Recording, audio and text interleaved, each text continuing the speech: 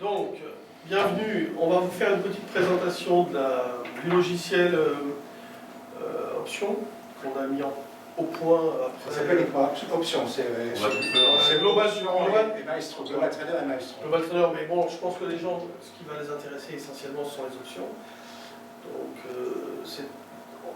c'est vraiment pourquoi il y a 2 ans qu'on s'y est mis à peu près. Il y a 2 ans qu'on a dû commencer à imaginer ce qu'on pourrait faire. C'est un logiciel qu'on a construit avec 2 informaticiens qui ne connaissaient au départ rien aux options. Je ne connaissais pas les options. Qui ont fait la formation. Et ensuite, on a construit ça. On a fait valider par des plus grands experts au monde, quand même, qui s'appelle Ludovic, qui est quelqu'un de vraiment très sympa, qui a passé 2 jours à tout valider, à travailler avec toi. Donc, c'est son métier aujourd'hui d'ailleurs de faire des logiciels. Il m'a appris beaucoup de choses. Ouais. Et donc c'est quelqu'un qui avait construit des logiciels pour la Société Générale, le numéro 1 mondial quand même. C'est quelqu'un de très compétent. Et donc c'était pour finaliser, on va dire, pour faire le contour du logiciel. Donc maintenant ça fonctionne. Et il est plugué sur Euronext pour l'instant. Aujourd'hui, oui. Bon, toujours la grosse difficulté d'avoir les accès sur Euronext. Je pense qu'on l'aura l'année prochaine. Ouais. On dit que c'est... Alors l'année prochaine, Ah, au mois de c'est long, décembre, ça a l'année, besoin de présentation. Début. Ça a besoin de précision. Oui, début, dans un Non, mois, 15 jours. milieu d'année prochaine. Ah, c'est si long que ça. C'est En dehors du pognon, c'est pas un problème technique. Ah, ça prend de l'argent. Un problème technique, un problème juridique et un problème financier. Non, mais il faut savoir que les accès, c'est du genre, voilà, pour se connecter, c'est 300 000 €. Quoi. C'est ça? C'est un truc comme ça, non? C'est cher. C'est la folie, hein. Pour revendre derrière C'est les droits. les flux, ça coûte une fortune. Les bourses aujourd'hui, les bourses deviennent de plus en plus gourmandes et font payer de plus en plus cher ce qu'on appelle les droits de redistribution, donc des données en temps réel aux gens qui traitent. Et donc nous, on est pris entre le fer et l'enclume, entre la bourse qui demande beaucoup d'argent, one shot, un coup, tous les mois, il faut qu'on signe le chèque. Et puis nos utilisateurs, qu'on essaye de faire venir chez nous en nombre suffisant pour que, sur tout à la fin du compte, on gagne quand même un peu d'argent aussi. Voilà, c'est ça. Il y a des valeurs. Ah, les valeurs. Bon, écoutez, je propose de commencer. Alors, je crois que tout le monde est arrivé. Première question, combien de personnes utilisent ou déjà connaissent un peu le logiciel Accès Finance aujourd'hui? 1, 2, 3, 4, à peu près la moitié. Bon, ok. Et c'est la version option donc on appelle Global Trader ou c'est la version expert Maestro que vous utilisez? Global Trader.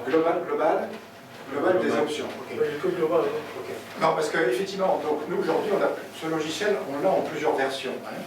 Il y a la version d'origine qu'on appelle Expert et qui est devenue également avec l'influence de Jean-Louis, qui est devenue Maestro avec des fonctionnalités supplémentaires, mais qui ne permettent pas de faire des options.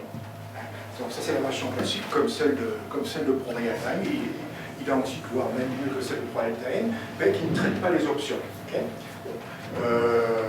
En revanche, on commercialise donc depuis le début de l'année la nouvelle version qu'on appelle Global Trader, donc qui fait ce que faisait déjà en grande partie Expert et Maestro, et qui en plus fait le trading des options. Donc c'est pour ça qu'en fait, en fonction donc des besoins du secteur, si les gens font des options, il faut prendre Global Trader. S'ils ne font que du futur, Maestro suffit. Bon. Puis le jour où ils ont envie de faire des options, on peut upgrader à la version Global Trader pour rajouter toute la partie option. Voilà. Donc c'est en fonction donc, de ce que les gens souhaitent faire. On a donc une approche totalement modulaire, compacte, combinant les 3 versions. Les 3 versions ont énormément de points communs, de points qui se ressemblent. Il y a des différences de fonctionnalité entre les différentes versions. Alors, donc, dans la présentation aujourd'hui, je vais vous parler d'une part de la partie purement graphique, etc. Et puis, je vais vous parler également donc, de l'autre partie, dont la partie purement option. Étant donné que quand on traite des options, on suit également ce qui se passe ce qui se passe au niveau des graphiques. Hein. Et je pense que je vais essayer de parler pendant une petite heure. Hein. Bon, il essaie une deuxième heure là pour cette fois-ci pour répondre aux questions. Il faut que ça soit vivant, hein, si vous avez des questions, n'hésitez pas. Je vais. Quand il est parti, on arrête plus. Bon, j'ai préparé une liste de points que je suis susceptible d'aborder. Bon, ça fait plus d'1 heure. Hein. Ce que je propose de faire, c'est que, comme j'aurai vos adresses email, je vous l'enverrai par email. Donc ça nous permettra donc. Ça c'est quoi? C'est mon plan de présentation. Si j'avais devant moi un temps quasi. En gros, de toute façon, juste 2 secondes. En gros, 3 plateformes. Expert, si vous faites que du futur et que vous n'avez pas envie que l'abonnement vous coûte très cher. Maestro, expert et action aussi, futur et action. Si vous voulez pas que ça coûte trop cher, la location de licence. Alors, particularité d'Axial, les licences, on peut les acheter, on peut les louer. Donc l'achat de Maestro, c'est combien? De la licence? Ouais. 998 €. Okay. TTC, quand je parle prix, en France, à la location, c'est combien par mois? Maestro, c'est 45-46 € par mois. Ok. Il y a un site internet, Axial Finance, on verra les tarifs, regarde, c'est des questions. Global, le tarif de la licence, c'est combien? C'est le même prix que Maestro. Donc 900 et quelques? 998 €. Et à la location par mois, c'est pareil? C'est pareil. Ok.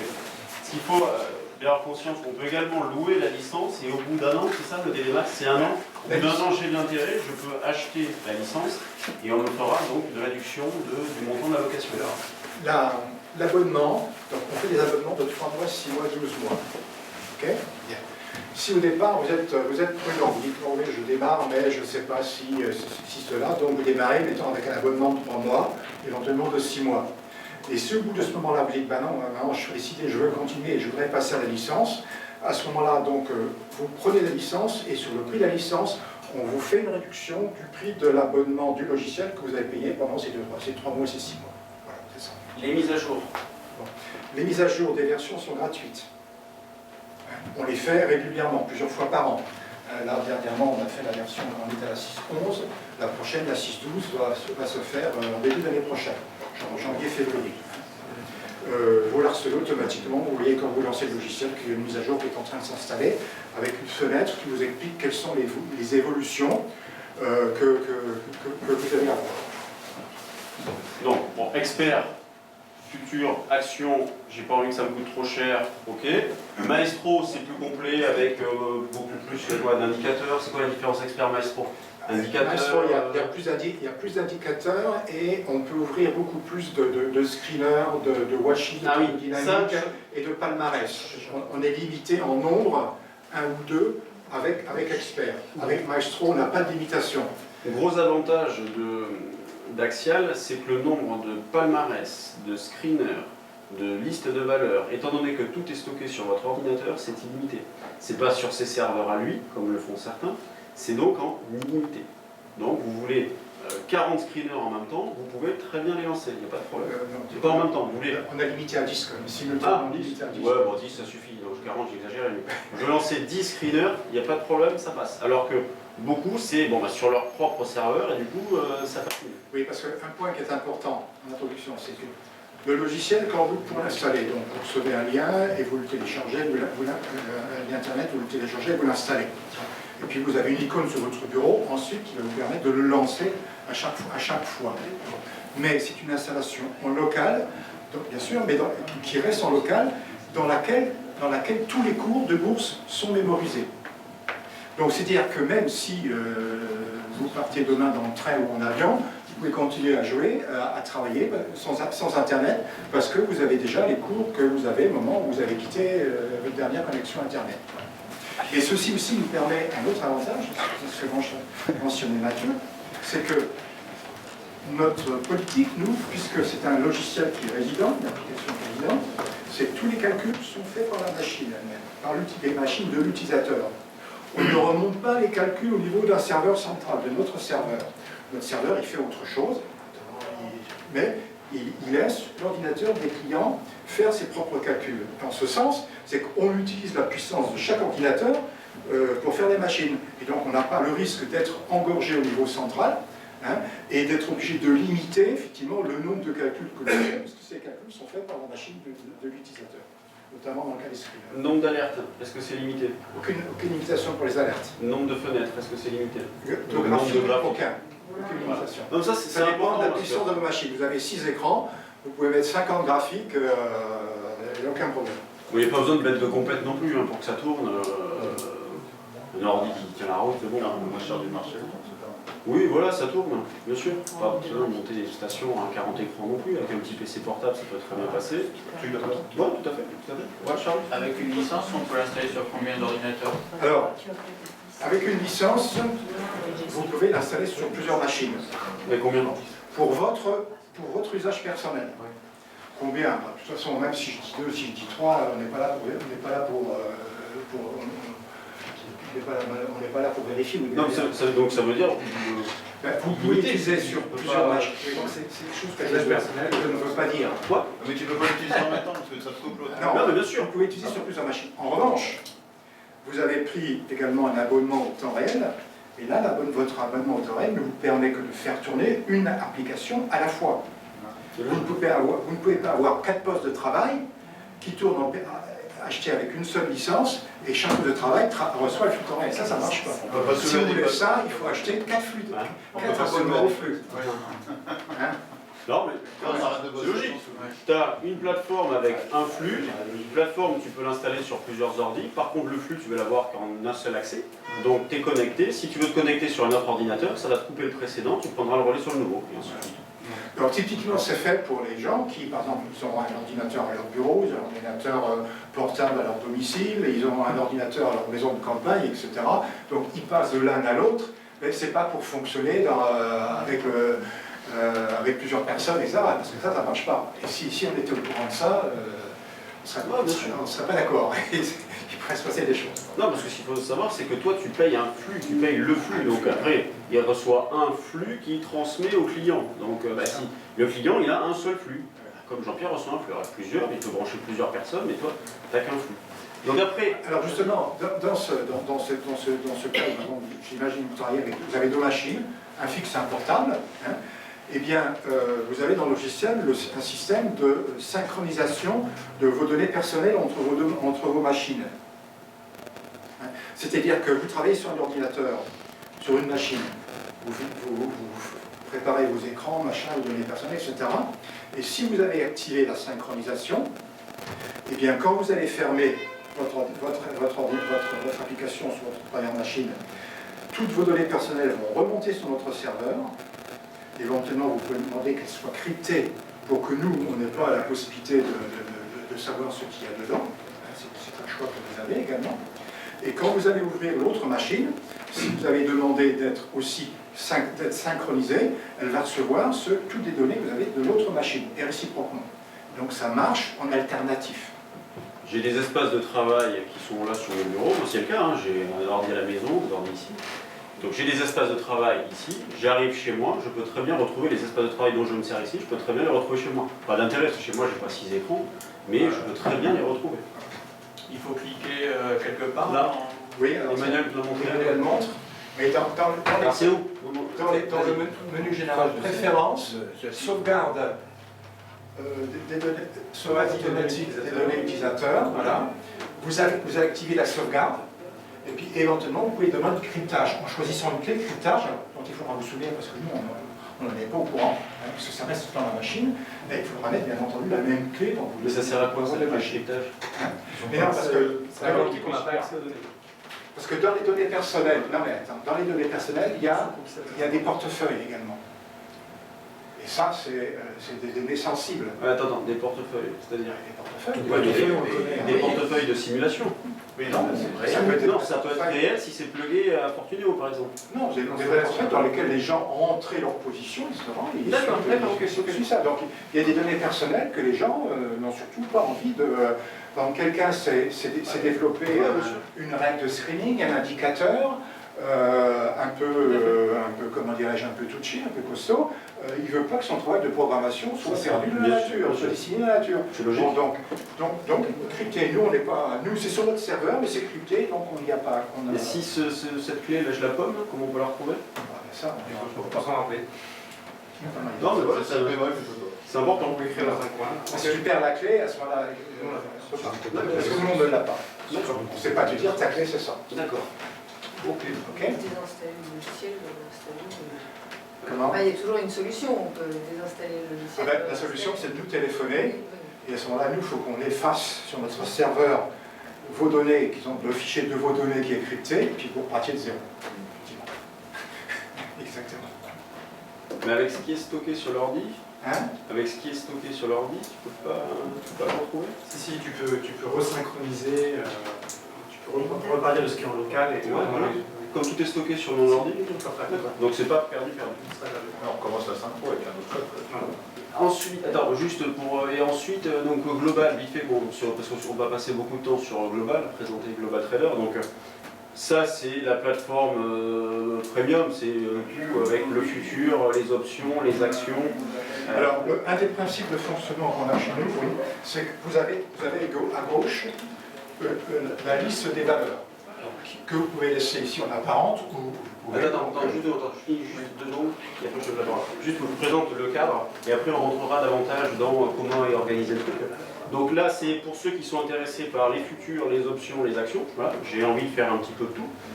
Et un pricer est intégré, c'est donc ça la grosse valeur ajoutée. J'ai un pricer, tu peux aller dans mon pricer.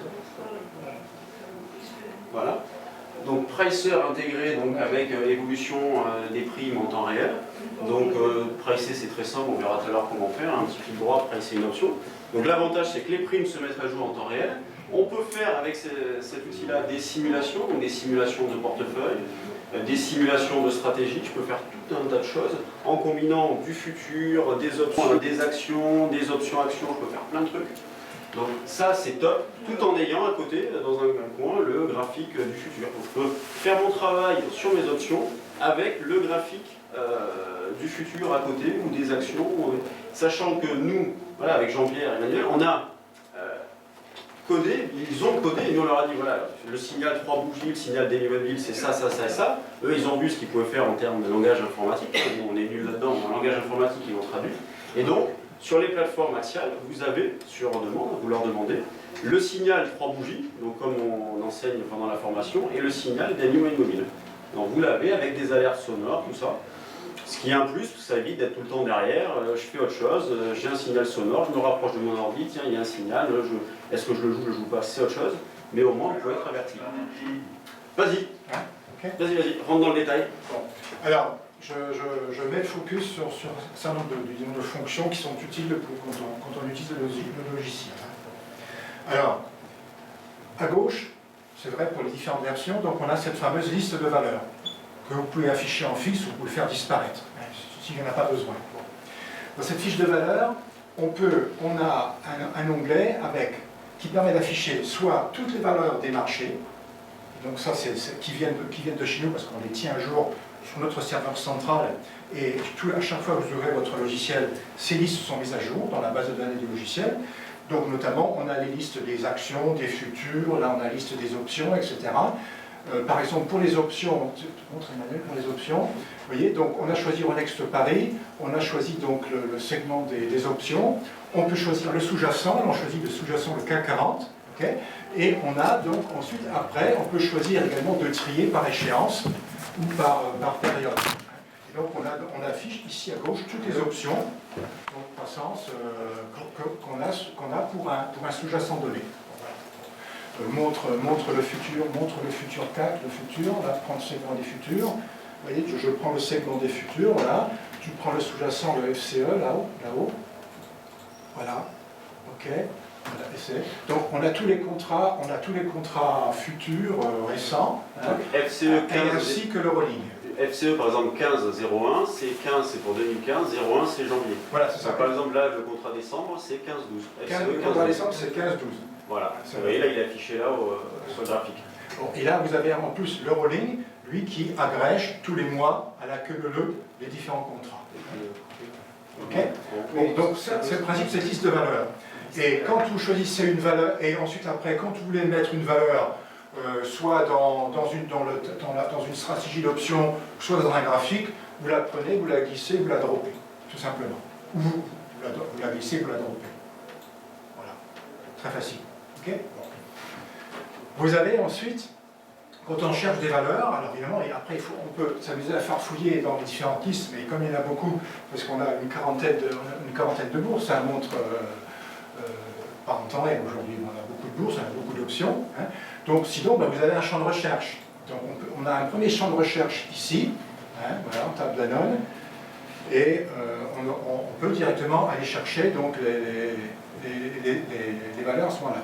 On a également le même champ de recherche qui se trouve au niveau en haut, là, dans l'écran suivi des cours, parce que si effectivement la liste des valeurs n'est pas affichée, on ne va pas la réafficher simplement pour accéder au champ de recherche. Mais sinon, encore mieux, quand vous êtes dans un graphique, vous avez un graphique, vous dites dans ce graphique, là, je voudrais changer de valeur, je voudrais mettre Carrefour. Alors, on a un raccourci clavier qui est le contrôle T, qui permet d'ouvrir directement le champ de recherche dans le graphique, et le résultat sera mis dans le graphique. La valeur recherchée sera mis dans le graphique. Tu fais CTRL T, tape CAR. C'est F. CTRL F, excusez-moi. Mais ça, vous aurez le papier avec le raccourci. CTRL F, tu tapes Carrefour. Non, CAR, tout simplement. On va faire ça. Oui, tu n'as pas besoin de passer par là. Tu cliques sur le graphique, tu mets CR entrée. Bon, vous voyez, ça marche bien. Voilà, bon, donc on soit c'est un bon Carrefour, voilà, et on est dans le graphique. Voilà, ça met Carrefour dans le graphique. Encore mieux, si vous connaissez le code mnémonique de la valeur, Carrefour, CAR, Danone, BN, Alcatel, ALU, vous tapez au clavier directement dans le graphique le code mnémo, que ça vous met la valeur dans le graphique. Donc vous tapez ALU. Voilà, ça vous met là, BN, Danone. Ça, ça permet de gagner du temps. Ouais. Si vous voulez mettre le dernier contrat du futur CAC en cours, tape FCE. Tu mets FCE, vous avez le FCE. À chaque fois, il faut taper le code et penser à faire entrée. Donc je précise entrée parce que c'est moi je dis tu tapes FCE et puis ça met. Et si je tape FCE, ça ne marche pas. Ah mais FCE, entrée. Et là ça met le graphique. Et si tu tapes FCE, il te met l'actuel. Oui, c'est le contrat. Automatiquement. Oui, Si vous mettez le rolling, vous tapez FCE, point exclamation, entrée. FCE, point d'exclamation, entrée. Alors le rolling, c'est quoi? C'est un contrat qui ne s'échange pas, mais c'est un calcul qui tient compte des dividendes, taux d'intérêt, tout ça. Donc tu as un contrat permanent. Donc, mais celui-là, il ne s'échange pas. On ne peut pas acheter un contrat continu, c'est FCE quelque chose. Là, en ce moment, on est sur Z5, décembre 2015, FCE Z5. Lui, il appelle ça 15-12. Mais le contrat permanent, donc FCE, point d'exclamation, tac, c'est le contrat continu. Donc il n'y a pas d'échéance, il ne s'arrêtera pas à 16 heures. Tu peux faire un historique, par exemple, je sais pas, 2, 5 ans, est-ce que tu peux le faire? Bien sûr. Bon, là, Ça, j'ai pareil, ça. là bah alors, au niveau du graphique, bon, on a dans le menu, on peut choisir la durée maximum que l'on affiche, enfin que l'on veut voir afficher. Si tu prends 5 ans pour l'FCE, tu ne l'auras pas. Hein, parce qu'aujourd'hui, on n'a pas encore assez d'historique à l'FCE. Ah bah voilà, c'est pour ça. On est en intraday. On va l'avoir. Mais sur une action, oui, bien sûr, il n'y a pas de Mais sur le futur, tu n'as pas moyen, donc. On peut pas revenir. Parce que je l'ai trouvé vu en cash, je l'ai pas trouvé autrement. Moi. Non, dans la base de données, on n'a pas encore pu intégrer les très vieux contrats futurs. Mais là, avec le temps, ça s'ajoute. Donc, on peut choisir la durée, puis bien sûr la fréquence. Mais si je veux afficher en continu, par exemple, tous les futurs de 2015, je peux le faire? Ah ben c'est le rolling. C'est le rolling. C'est le rolling. C'est Que dans le rolling? Oui, bien sûr. On va le faire autrement? Non. Pourquoi? Ah ben non, je n'ai pas de solution. Il est fait pour ça. Il a évolué. Oui, mais le rolling va en tenir Le compte. rolling, le problème, c'est les dividendes normalement. Non, il va tenir compte, il va retraiter les dividendes. Alors, ou on va pas, les ou pas d'ailleurs, tu peux très bien, il y a une case à cocher, Ah voilà, c'est ça. c'est dans les tuyaux. Ça fait 8h22h, ça s'arrête Ah pas à oui, 18h? 8h22h? Donc finalement, je peux garder à l'écran le rolling en permanence? Oui. Bien sûr, C'est ça la question. bien sûr, oui. Alors il faut savoir que le rolling, le jour de l'échéance, c'est le rolling, c'est le contrat de tout de suite, le jour de l'échéance. Donc le vendredi matin, hein, on est au mois de décembre, c'est comme c'est. 17, 18, les choses. Ok. Et bien le vendredi, si c'est le vendredi 17, le jour de l'échéance, le vendredi 17, vous aurez le rolling du mois de décembre. Alors que la veille, vous aurez donc encore le contrat de novembre. Janvier. Janvier. Ok. Le matin à 8h, tu as le contrat d'échéance d'après. Donc tu auras janvier. Le 18, au matin, tu auras le contrat de janvier. Mais tu peux revenir à décembre si tu veux, en faisant FCE 15, 12. Là, tu auras le contrat uniquement décembre. Voilà. Là, si tu as des positions en cours, moi c'est souvent que le jour d'échéance, j'ai des positions sur décembre, sur janvier, et je vais tourner sur janvier, je me mets les deux graphiques côte à côte. Ça pose pas de problème. Voilà. Alors, puisqu'on est sur ce sujet-là, il y a une chose qu'on a développée aussi, c'est qu'on peut tracer sur ce graphique des niveaux de résistance et des niveaux d'alerte. C'est très facile, hein, il suffit de cliquer là, on clique sur le code, voilà, toc, et voilà. Donc on met des alertes, on met des niveaux de résistance. Quand on est sur un contrat futur, quand on passe au mois d'échéance après, donc on veut pouvoir modifier les niveaux par un spread.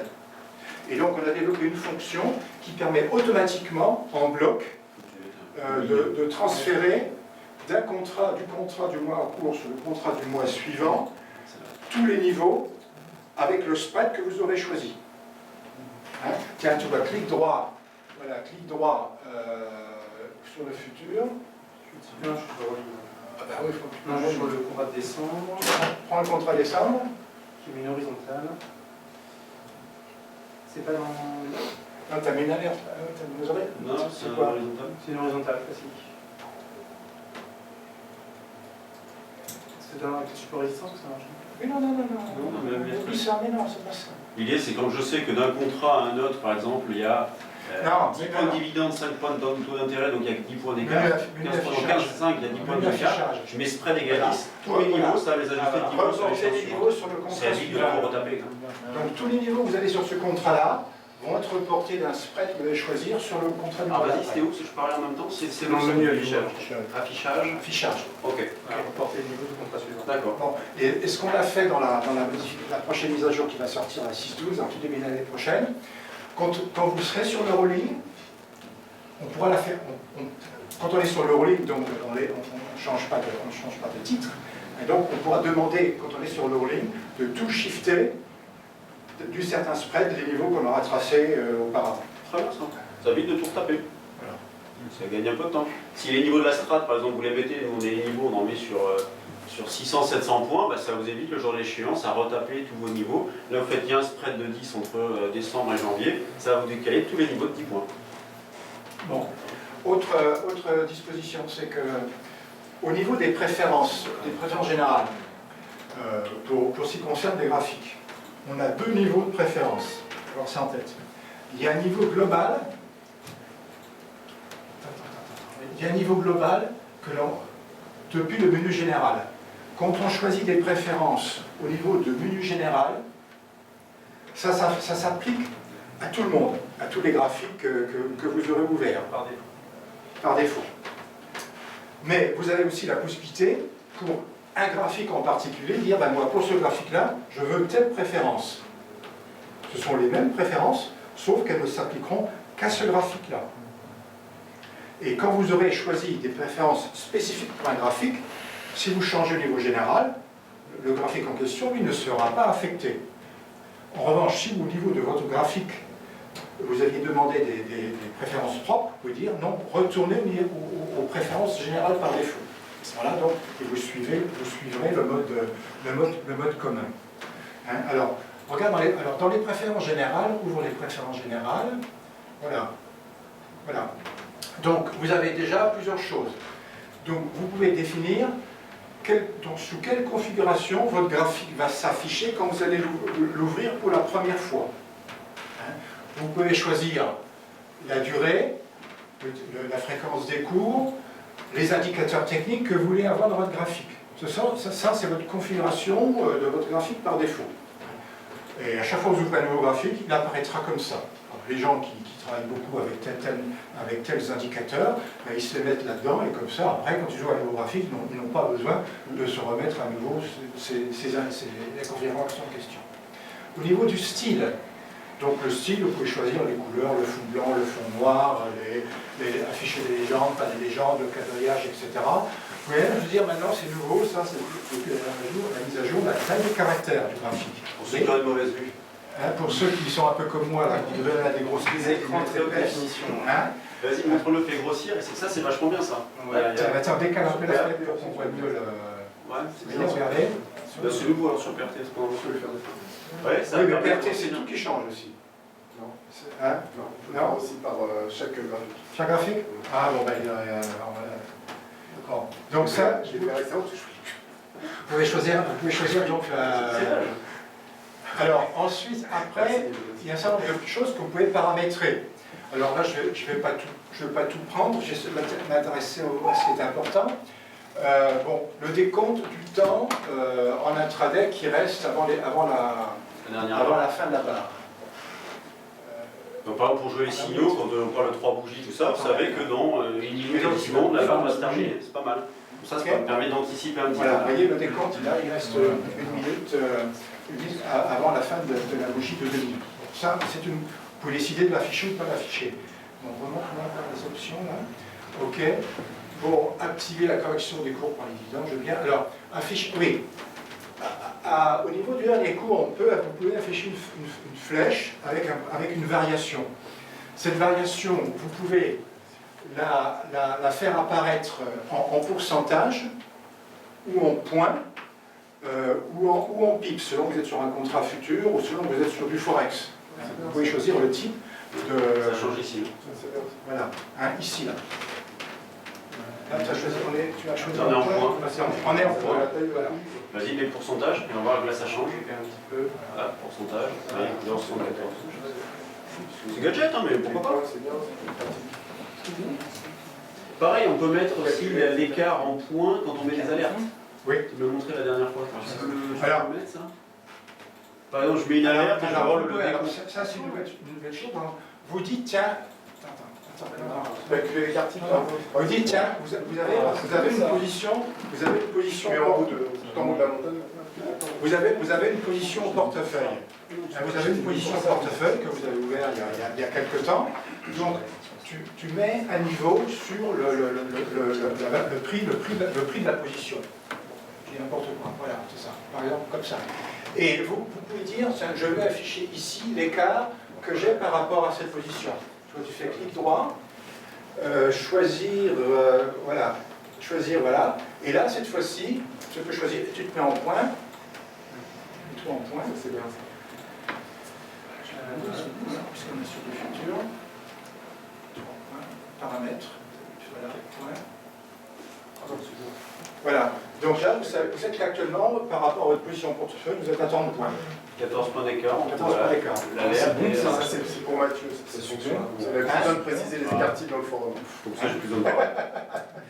Donc là, sur votre paramètre, T'as vu, pense à toi. Je vais vous manquer après. Si je parle On aura plus que les balles. C'est ça que c'est pas le meilleur. comment J'avais demandé un truc comme ça la dernière fois qu'on s'est vu. Oui. Des quartiers. Et il vous écoute. J'en ai demandé une, je suis vraiment ravi. Ah. J'étais venu que pour ça. Ah, bah tu peux y aller.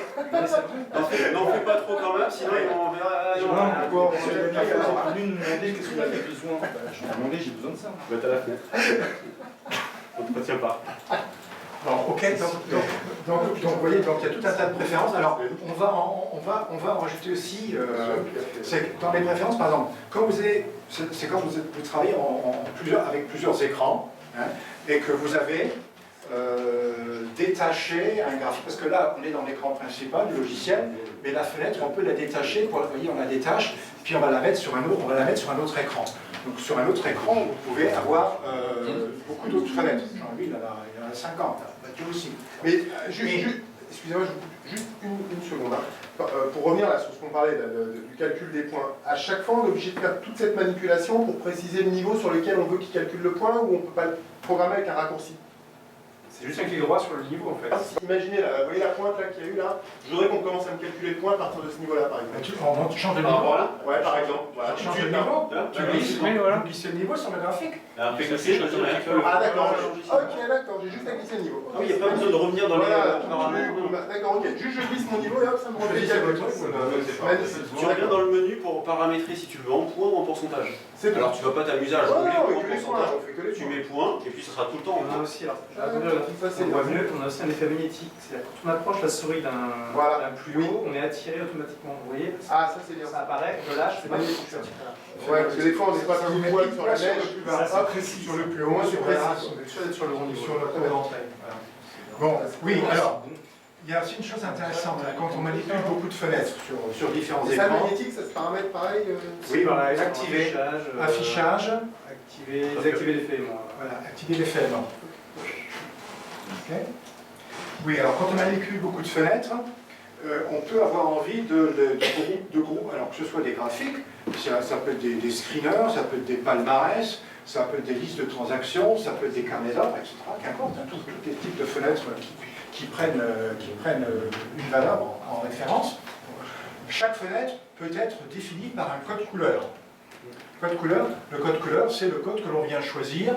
Là, vous voyez, on a 8 groupes couleurs, plus un différent. Quand on a groupé, mettons, 3 graphiques parmi les N avec le même code couleur, quand on va changer de valeur dans un de ces 3 graphiques, les 2 autres vont également changer de la même façon. Ça vous permet de lier des graphiques. Voilà. Si par exemple je mets un journalier, un 1 heure, un 5 minutes, mais que j'ai envie d'avoir la même action sur les 3, je mets sur ces 3 graphiques-là le même code couleur, donc par exemple le rouge, que je vais lier à une liste de valeurs ou à un palmarès, à n'importe quoi. Et donc dès que je cliquerai dans ma liste de valeurs, je clique sur une valeur dans ma liste, ça apparaîtra sur les 3 graphiques. Et je peux très bien garder le futur dans un coin en indépendant, du coup il sera lié à rien du tout, donc il ne bougera pas. Et en cliquant sur d'autres valeurs, ben voilà, ça seront affichés dans ces 3 graphiques-là. Donc je lis mes graphiques.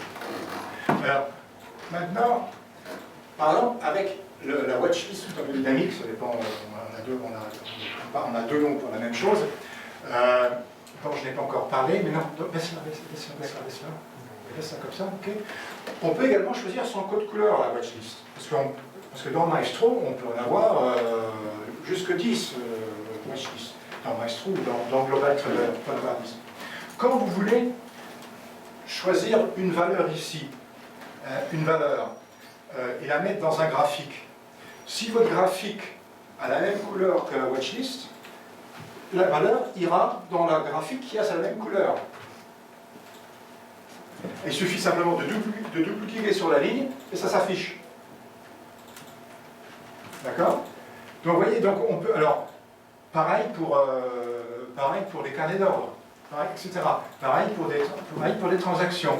Donc vous pouvez grouper vos différentes fenêtres avec un code couleur, et ensuite après vous pouvez les changer, soit depuis la liste des valeurs à gauche, mais si vous l'avez retiré, parce qu'on peut la retirer pour avoir plus de place sur votre écran, ben vous pouvez tout simplement utiliser votre watchlist comme source pour vous permettre donc, de modifier ensuite après les valeurs dans vos graphiques moyens. D'accord? Est-ce que les watchlists, on peut les exporter sur Excel? Non, le contenu de la watchlist, alors le contenu de la watchlist, tu déroules la liste Emmanuel là, comme ça. Oui, voilà. Vous voyez, donc, qu'est-ce qu'on retrouve là? Il y a deux types de listes que vous pouvez avoir au niveau d'une watchlist. On a pris tout un tas de listes d'indices, parmi les indices principaux des places, qui sont mis à jour par nous, pour lesquels vous n'avez rien de particulier à faire. Le CAC 40, le SBF 120, le S&P 100, etc. Bon. Mais sinon, vous avez en tête aussi tout ce que vous aurez créé en tant que liste personnelle. Vous pouvez vous faire, vous, des listes personnelles de valeurs, vous mettez dedans, mélanger les valeurs de différents marchés, qu'importe, et vous pouvez dire, j'affiche dans ma watchlist cette liste de valeurs personnelles que j'ai créée moi-même. Donc, soit c'est une liste standard basée sur des indices que nous gérons nous-mêmes, vous n'avez rien à faire, soit c'est une liste personnelle que vous avez vous-même créée. D'accord. Mais dans cette liste-là qu'on crée, est-ce qu'on peut faire des calculs différents de ceux qui sont dans notre watchlist? Non, je pense par exemple au CAC 40. Il y a les volumes échangés par action, mais on n'a pas le volume total, par exemple, de la journée. Alors que c'est juste une somme à faire sur les volumes, là. Et ça, en tout cas, moi, je ne sais pas le faire. C'est quelque chose de faisable ou pas? Non, C'est dans les tuyaux. Axial va bientôt, dans le début d'année, c'est dans les tuyaux, te calculer le volume instantané. Donc dès qu'il y aura une transaction, le volume sera ajusté. Parce que son fournisseur de flux ne le fait pas automatiquement, c'est incroyable, mais il ne le fait pas. Donc ça va être axial de calcul. C'est Rolex, il ne le fait plus. Ah ouais? C'est quand même incroyable. Rolex a arrêté il y a 2-3 ans de calculer les volumes Alors c'est pas compliqué, hein. Alors que oui, ben, ils ont toutes les infos. Nous, on le fait. Quelques multiplications, quelques additions. Nous, on le fait. Si on se pose question de la question, on peut exporter le contenu du tableau, enfin, de la watchlist dans Excel avec la liaison LDE. Voilà, vous faites Ça, on peut, ça, par contre. Ça, on peut faire. Ah oui, on fait comment? Mais si vous voulez faire des calculs particuliers, effectivement, vous pouvez exporter le contenu des cellules du tableau dynamique qui affiche le cours, quelque chose. Vous pouvez aller dans Excel et vous l'apportez, c'est automatiquement transféré dans Excel. Ça fait comment là pour exporter vers Excel? Attends, je fais un essai. Ben, il suffit de choisir la cellule ou le paquet de cellules. Bah, si par exemple on veut exporter 7 watchlists, hein, Oui, ben, Je vais faire un essai. Ça marche pas toujours avec on est parfois des surprises. clic droit. Montre comment on fait. Clic droit. Alors, je sélectionne les lignes qui m'intéressent. Voilà, ça doit être comme ceci. Clic droit. Copier le lien. Copier le lien dans Excel, donc ça copie dans le presse-papier du dossier. Et vous faites un coller Ça dans la donne la feuille formule Excel. pour Excel. Vous faites un coller dans Excel.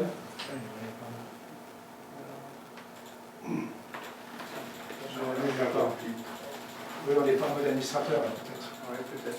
Non, il faut que Excel soit lancé en mode administrateur. Enfin, ça. Oui, ça y est. Tu cliques 50 fois sur OK. Voilà. Ça faut le savoir. Au bout d'un moment, la souris elle en a marre, donc elle dit OK, c'est bon, je le mets. Ok, donc là, vous avez la copie. 50 fois OK. Donc après, vous faites des calculs à partir de ça. D'accord? Très bien. Bon, ok. Pourquoi tu penses à quoi? C'était quoi l'idée d'exporter? Non, c'était effectivement pour faire quelques calculs liés au volume, enfin travailler un petit peu sur le D'accord. volume de C'est pour le volume, hein. Ouais. Ok. Mais, courant les premiers trimestres, on va dire Axel le fera. Tu auras le volume en permanence. Instantané. Là, c'est un peu fastidieux. Là. Ouais, c'est ça. Là, vous l'avez là. Bon, ok. Bon, allez, on ferme Excel. Ferme Excel et on revient à nos moutons. Bon, donc, alors, attendez voir, qu'est-ce que j'avais encore d'autre avant de passer au tableau de la watchlist? Qu'est-ce que j'avais prévu de vous dire au niveau Vas-y, Ticlo. Tu peux nous montrer le Ticlo? Ticlo, vas-y. Ouais, ça c'est pas mal. Dès qu'il y a, c'est un tableau, donc vous sélectionnez la liste qui sera étudiée. Donc là, je pense que c'est C'est une liste ouais. Des listes, vous pouvez en créer. Dès qu'il y a une transaction, la valeur apparaîtra donc, dans le tableau. Donc comment ça se lit ce tableau? La dernière transaction, c'est là. Donc les dernières transactions là sont sur Alcatel. Alors la liste qui est étudiée, qui est scannée, je ne sais pas ce que c'est. On dirait qu'il n'y a que Alcatel, Air Liquide. Donc là, dès qu'il y a une transaction, les valeurs elles apparaissent ici. Donc après, il faut créer, par exemple, moi j'ai créé des listes, toutes les actions françaises. Donc dès qu'il y a une transaction sur une action française, ça apparaît dans le tableau. Alors c'est pas pour le regarder en permanence comme ça, sinon il est bien cinglé, ça s'arrête pas, ça jongle comme ça, tu deviens fou. Mais c'est pour voir de l'intérêt, notamment moi j'enlève toutes les actions du CAC, aucun intérêt, c'est les plus grosses, moi ça m'intéresse pas, de voir l'activité qu'il y a dessus, ça m'intéresse pas. Donc je vais voir toutes les mid et small cap. Et dès qu'il y a des ramassages sur ces actions-là, elles vont apparaître. Par exemple, si je vois des pleines colonnes de Arthos, de Nicox, de Artprice, mais ça m'interpelle et donc je me dis, tiens, celle-là est en train de partir. Visuellement, c'est bien, parce que c'est confortable. C'est pas comme un screener où ça va être des listes de valeurs, il faut scanner. Là, je vais voir, mode rafale sur une valeur, tiens, je vais aller voir ce qui se passe, est-ce que graphiquement c'est joli. Si vous mettez les valeurs du CAC, il n'y aura que ces valeurs-là. Du Air Liquide, du BNP, du Total, parce qu'il y a beaucoup de volume sur ces actions-là. Donc le Ticlo c'est pas mal, c'est un plus. Et ça, tu fais comment pour... C'est une fenêtre ici.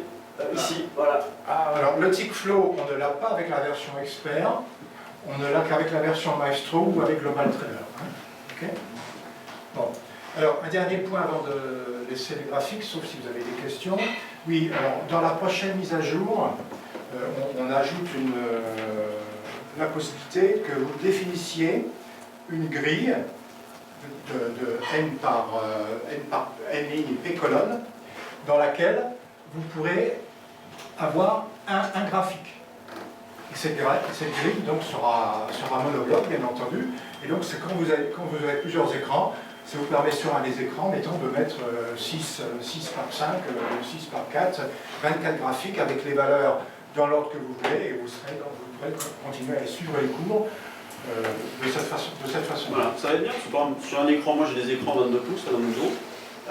Allez, pour que ça soit à peu près confortable, on peut mettre jusqu'à 20 graphiques. Ils ne sont pas très gros, mais c'est pour faire une liste de surveillance. Donc on peut mettre jusqu'à 20 graphiques, et au lieu de préparer les graphiques, de les dupliquer, de les mettre comme ça, ils sont plus ou moins bien faits, ça dépasse de l'écran, c'est pas très joli, c'est un peu naze le résultat. On peut très bien dire, bon ben moi je vais faire un tableau avec 5 lignes, 4 colonnes, ou l'inverse, on s'en fout. Et ensuite, donc ça va me préparer mes cellules, et moi je les remplirai avec les actions que je souhaite étudier. Ça va être bien. Donc c'est très quand C'est fait, ça fera partie de la 6-12. Donc, Janvier-février. ok. Ok. Mais aussi un dernier point sur le graphique, c'est les alertes en temps réel. Tout à l'heure, je vous ai montré, donc on pouvait mettre une alerte sur un niveau simplement en cliquant sur l'icône et puis en la fixant dans le graphique. On voit le niveau. Et tous ces alertes sont répertoriées dans le menu espace ludique. Voilà, alerte programmée en temps réel. Vous voyez, vous avez toutes les alertes ici qui ont été programmées. Donc même si le graphique n'est pas affiché, l'alerte en question, elle est calculée. Okay. Et les alertes, vous pouvez les recevoir par mail aussi. Okay. Et vous pouvez Il y a une décider, alerte sonore sur la plateforme, vous pouvez, voilà, vous pouvez décider les recevoir sur notre de l'envoyer par mail à une certaine adresse. Ouais, ça sur PRT. Vous pouvez choisir le son. Ah, c'est pareil aussi. Sur tes mails, tu le reçois 50 fois. Okay. Ah oui, regarde, tiens. Quand il y a l'alerte, elle est répétée en permanence. Ouais. Par Ça exemple, s'arrête pas, quoi. On voudrait que ça une fois. Et puis... si ça tape 903, 50 fois, je laisse 50 fois. Voilà, oui. Non, alors, effectivement, non, on a mis une temporisation, effectivement, mais le problème, c'est qu'on ne peut pas se contenter, effectivement, de dire l'alerte, on a pris un coup, on a pris après, parce que ça dépend de ce que vous, c'est pas ce que vous faites. Non, mais est-ce que c'est possible de le faire ou pas? Donc, on a mis une temporisation et on attend 1 minute avant de la reprendre en compte. Ouais, mais on va travailler dessus. Parce que ce qu'il faudrait essayer de faire, c'est mettre un truc en boucle. Tu vois, tu coches, tu les coches en boucle ou non. C'est-à-dire qu'à partir du moment où ma condition est remplie une seule fois, si le en boucle n'est pas coché, ça ne me le renvoie pas. Ça doit être jouable, ça. PRT le fait. C'est marrant. Je faisais la tout envie, que la déclenche demain. Ouais, mais à partir du moment où ma condition est remplie une fois. Voilà, Si je mets par exemple le prix croise 21, à partir du moment que ça soit aujourd'hui ou dans 6 mois, ça croise 21, ça déclenche mon alerte parce que j'ai pas coché en boucle. Voilà. C'est bien que dans 3 jours ça déclenche, mais pas si ça reste comme ça sur la même ligne pendant 1 heure. la flèche, après. Tu l'enverras par mail? Ça. Bon, ok. Alors, sinon, pour les alertes, donc ça c'est l'alerte simple. Mais bien entendu, on peut faire des alertes plus compliquées. Alors là, pour les alertes plus compliquées, il faut passer par le menu affichage, alerte en temps réel. Voilà, alerte en temps réel. Donc là, tu fais donc ajouter. Et voilà, et là, vous pouvez choisir différents types d'alertes. Alors, on retrouve l'alerte par rapport à un cours atteint, par rapport à franchi, par rapport au ASC, au bid, etc., le volume, etc., ou par rapport à un signal, ou par rapport à une alerte. Donc, vous avez de multiples types d'alertes que vous pouvez définir en passant par cette fenêtre. Et toutes les alertes que vous aurez mises donc, seront répertoriées dans un espace, dans une page centrale qui vous permet à ce niveau-là soit de les supprimer ou soit de les inhiber pendant un certain temps sans vouloir vraiment les supprimer. Mais elles ne seront plus actives, elles seront désactivées. On avait évoqué un truc aussi à une époque, alors je ne sais pas si c'est fait. Je mets une alerte, je l'envoie sur vos serveurs, je ferme la plateforme, mais même ma plateforme fermée, ça va m'envoyer l'alerte.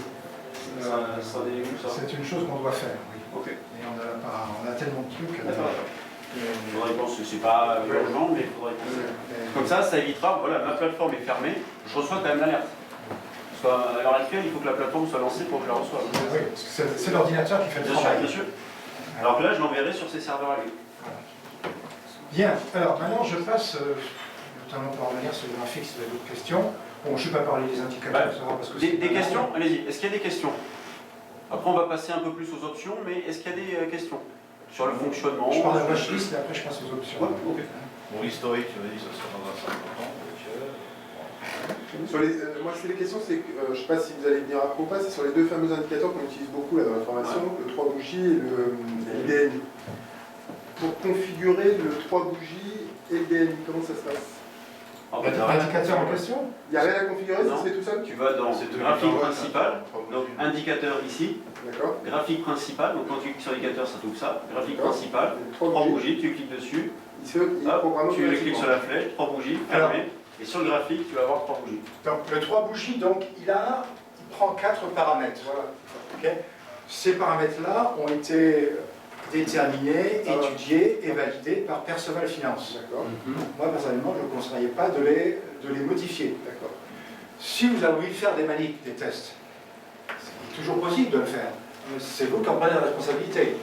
Donc vous pouvez changer le paramétrage. Mais celui-là, sachez que c'est le paramétrage qui a été estampillé par Perceval Finance. Par exemple, c'est le 3 bougies, ça. Donc, tu vois, la difficulté de programmer ce type de signal, c'est je prends, parce que nous, on a par exemple un signal d'achat, il intervient après un retracement. Donc à partir de quand je prends mon retracement? Et les quartiers de jeu. Voilà, et donc là, la difficulté, si tu peux revenir dans les conditions des problèmes, du coup, on se dit, pendant une période donnée, donc période de retracement, 15 bougies, Il change selon la vol. tu peux le bidouiller après si tu veux. Période de retracement, donc 15 bougies, on travaille sur du 2 minutes, donc pendant une période de 15 bougies de 2 minutes, donc 30 minutes. D'accord. Mon marché a retracé De 15 points. au moins de 15 points. Ah, il faut que je lui Donc, donne la pendant- durée et les points. Exactement. Ah oui. Ben oui, lui comme ça, il sait ce qu'il doit chercher. Je peux pas lui donner que les points. C'est-à-dire que les points. Sur quelle durée? Il faut de la durée. Je lui donne aucune durée, je lui dis voilà, Mais non. si tu fais 25 points de retracement, tu me préviens Non. s'il y a un 3 Ah, mais à partir de quand il va me prendre ton retracement? Non, c'est pas suffisant pour la Si on le formation. prend 8h, 22h, on va dire. Eh oui, non, mais même pas. 25 points de retracement, forcément, dans la journée, il va te prendre 25 points de retracement. Mais si ton marché il fait rien, il perd demi-point par demi-point, ça perd tout son sens. Toi, le 3 bougies n'est plus le tout Là, intéressant. justement, est-ce que la moyenne mobile, elle est donnée Ah là-dedans? ouais, le DMI après arrive. Oh oui, après, tu as le DMI. Non, non, le pas le DMI. Moyenne mobile par rapport à la bougie. Oui, bien. Hauteur minimum 3 bougies par rapport à la moyenne mobile, 6 6 points. Donc là, à la rigueur, c'est ça que tu peux bidouiller. C'est ça qui veut. Si ton marché il fait ça, mais que tu te dis, bon, le 3 bougies, je le jouerai, le DMI moyenne mobile, je le jouerai pas, j'ai envie de jouer le 3 bougies, c'est là où tu peux être amené à bidouiller un peu en disant, ah, 6 points, ça me paraît un peu faible ou beaucoup, tiens, je vais mettre 15, je vais mettre 2 points. Et comme ça, je m'en fous. J'enlève ce La paramètre-là. moyenne mobile, elle sera tout de suite. Là, tu mets un point là, comme ça, tu enlèves le paramètre hauteur minimum par rapport à la moyenne mobile. Donc, vous pouvez quand même bidouiller. Pour ça, il faut comprendre comment ça fonctionne, parce que moi, ça m'arrive de le bidouiller pendant la journée. Si je vois qu'on est en haute vol ou en basse vol, bon, ben, je vais me dire, le retracement, je vais pas prendre 15 points, je vais en prendre 25. Donc, c'est pour ça qu'il faut comprendre comment le signal fonctionne. Et on a pareil pour le DMI moyenne mobile. Où là, bon, de toute façon, c'est un peu plus... c'est brut de décoffrage, hein, le DMI moyenne On peut mobile. voir le c'est, DMI moyenne mobile là, juste pour voir? tu peux le mettre. Donc on revient dans l'indicateur, graphique principal, DMI moyenne mobile, hop, on le rajoute. Tac, hop, fermé. Et donc là, on voit tous les signaux qui sont donnés. Je voulais voir pour la config, justement. Sur le DMI. Donc là, c'est période de retracement, minimum retracement, hauteur et la valeur du DMI. Voilà, parce que c'est Et donc surtout là- la valeur du DMI. Voilà. Le seuil, ouais. Le seuil de... Voilà, pour la Et il fixation. te tient compte des 1,5 des 1,5 de déclenchement, des derniers plus hauts, derniers plus bas, il en tient compte. Alors après, il faut considérer ça comme des alertes. C'est pas parce que ça sonne et qu'il me dit qu'il y a un signal que je vais absolument acheter ou vendre. C'est une alerte. Je sais qu'il y a Il y a quelque chose qui s'est une passé. situation qui se met en place. Est-ce que c'est jouable, est-ce que c'est pas jouable? Des fois, il dit, ah bah là, je vais jouer le 3 bougies. Non, mais même pas en rêve. Mais Ça, ces voilà, signaux-là, ces signaux-là sont pas envoyés de base hein, sur les plateformes. Moi, je l'ai pas, par exemple. Par contre, j'en ai pas. Ah bah, Mais il faut mettre l'indicateur... Non, non, l'indicateur, là, ils l'ont. Quand tu charges, tu dois l'avoir. Mais moi, je l'ai pas, par exemple. Ça. quand tu vas dans l'indicateur, graphique principal, il n'y est pas? Bah, tu demandes à Jean-Pierre qui te le met. C'est pour ça que tu les mets pas de base, certainement, quand tu Ah. Non, il n'y a que les clients percevables qui les activent. Il y a que les clients percevables qui les ont. on fait pas. Ah, parce que prévenir. c'est pas encore identifié comme client percevable. Tout à l'heure, je le noterai, mais tu l'auras. Bah, si, ouais, si. Ça sert à rien de l'avoir si tu n'as pas fait la formation, c'est pas que ça correspond. Je travaille surtout le soir. D'accord. Bon, Et alors- et juste pour compléter un petit peu le truc, bon là évidemment on a le DMI et le 3 bougies. Si après j'ai d'autres indicateurs que j'ai envie de faire à ma sauce, est-ce que je peux le faire ou pas? Vous pouvez programmer vos propres indicateurs. La programmation se fait dans le langage JavaScript, qui est le langage universel. Donc là, il faut avoir quelques notions de programmation, quand même. Mais on n'a pas avec la plateforme accès à dire, je sais pas, à dire voilà, quand j'ai cette situation, me prévenir quoi par exemple. Une situation de 3 bougies combinées, me prévenir. Il faut le Faut programmer. le programmer. D'accord, non, c'est une question. La machine, elle est basiquement. Non, je donne juste un exemple concret par rapport à ce que j'argumente. En ce moment, par exemple, là, là sur le graphique axe en TXI, là, si on peut le mettre, on a ce qu'on appelle une étoile du matin. Donc, par exemple, j'aimerais que lorsque je mets mon graphe TXI, mon graphe 4, si j'ai une étoile du matin, il me le prévient, un journalier par exemple. Si je me mets en journalier, il me le prévient. On peut programmer ce genre d'outils. L'étoile du J'ai pas matin, à aller chercher et à aller vérifier. Quoi. le signal l'étoile du matin, il est présent dans la bibliothèque. Ah, il est déjà... Donc il suffit de le mettre. Ah, ok, d'accord. Autant pour moi. J'avais pas vu qu'il était déjà programmé. C'est J'avais pas vu. dans tous les machins avec les signaux là. Même le tortue. Oh là. Si je le sors. Descends les signaux Genre, japonais. voilà, Voilà, mais ils sont tous les signaux japonais sont là. Ah, il y a Tortue aussi? Non, Ah, je le... crois pas. Non, Je crois pas qu'il y ait. on en a mis une trentaine quand même. Je vois vulgarité ici. D'accord, ok. Moi, d'accord. Voilà. Allez, l'étoile du matin, super, magnifique. C'est à toi. Bon, je passe à la watchlist, après je parle des options. Ouais. Alors, mais moi, la watchlist, voilà, je le mets sur ton journal. Voilà. Bon, donc dans la watchlist, dont je disais tout à l'heure, vous pouvez choisir la liste des valeurs que vous pouvez suivre. Donc vous avez tout un tas de colonnes, hein, alors ça dépend de ce que vous voulez suivre, mais il y en a encore plein où on monte d'autres colonnes que l'on peut afficher. Notamment, vous avez ceux qui font des options, des futurs, vous avez l'Open Interest qui est là. Et ça, c'est important pour les options. Vous avez l'Open Interest, vous avez le prix de règlement, vous avez le pourcentage de variation par rapport au 1er janvier de l'année. Ça peut être utile pour ceux qui ont suivi le commerce à varier depuis le 1er janvier de l'année. Donc là, vous choisissez vos colonnes. Toutes les colonnes sont triées en temps réel automatiquement, enfin toutes les lignes, pardon, sont triées en temps réel automatiquement par rapport à la colonne que vous avez choisie. Donc vous cliquez dans la tête de la colonne et ça vous donne le tri par rapport à cette variable-là. Okay. Alors, maintenant, dans le tableau dynamique, vous avez deux autres tables qu'on peut faire apparaître. Alors, vous avez les courbes en préouverture. Les courbes en préouverture. Bien sûr, là pour l'instant, on n'est plus les courbes en préouverture, mais quand on est en préouverture. La pré-clôture aussi, hein? Tu vois la pré-clôture? La pré-clôture. Le prix théorique de clôture. Non? Comment? Pour du fixing, tu vois, avant le fixing, avant le 17h35. Ok. Je ne sais pas si c'est diffusé par... Ah oui, si. Si. Donc si c'est diffusé, tu dois l'avoir. Mais pas encore, on doit l'avoir dans le alors là, ça donne un prix théorique d'ouverture, voilà, en ouverture. Alors là, donc ça vous donne la préouverture et le pourcentage de variation par rapport à la veille. Hein. Là, on ne l'a plus parce qu'effectivement, on est pas en ouverture, mais ça vous permet de voir ce qui va se passer. Et d'après ce que j'ai regardé, moi, attentivement, il faut bien attendre 2 minutes avant l'ouverture pour que le pourcentage soit valable. Oui, c'est même 30 secondes, hein, parce qu'avant, les ordres, les rentes qui sortent, ça sert à rien. Mais ça suffit pour passer l'ordre. Hein. Ça suffit pour passer l'ordre. Alors, ce que vous pouvez faire également, c'est que vous pouvez, dans votre graphique, on a un indicateur dans le graphique qu'on appelle le ask et le bid. C'est-à-dire que ça vous affiche dans votre graphique, mais plutôt une action, un titre. Hein. On met le ask et le bid, voilà.